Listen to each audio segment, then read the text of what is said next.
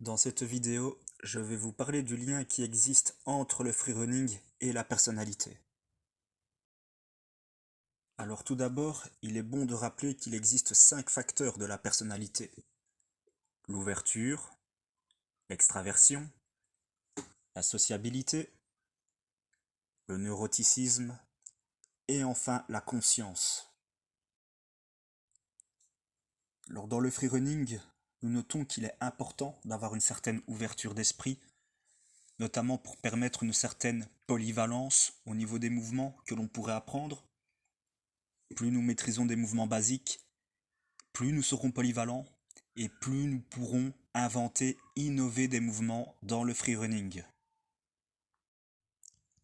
Le facteur de l'extraversion, c'est aussi le facteur de la confiance en soi.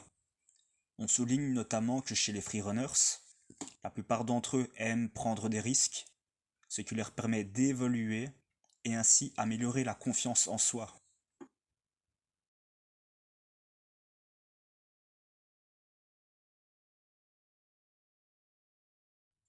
La sociabilité est aussi un facteur très important, car dans le freerunning, c'est important de pouvoir échanger ce qu'on sait faire et de pouvoir s'inspirer des autres.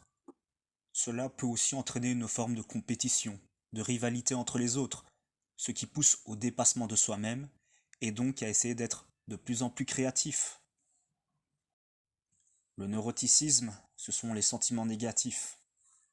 En effet, on a constaté que chez les freerunners, le fait de ressentir des sentiments négatifs leur poussait à prendre des risques dans un sport qui se veut extrême. Indirectement, cela peut améliorer la confiance en soi. Et donc, pour faire le parallèle avec le neuroticisme, la conscience. Une prise de risque engendre forcément une baisse de conscience.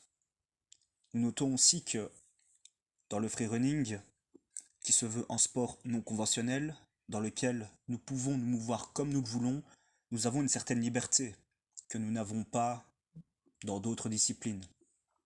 Ce qui pourrait expliquer que la plupart des freerunners auraient tendance à rejeter toute forme de conventionnalité afin de pouvoir justement rechercher cette liberté